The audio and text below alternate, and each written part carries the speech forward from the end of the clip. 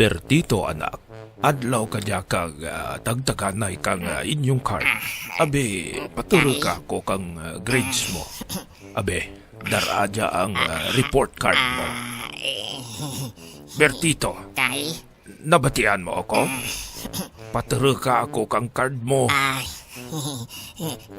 ginharam kang classmate ko, tay. Aha, gidhuram?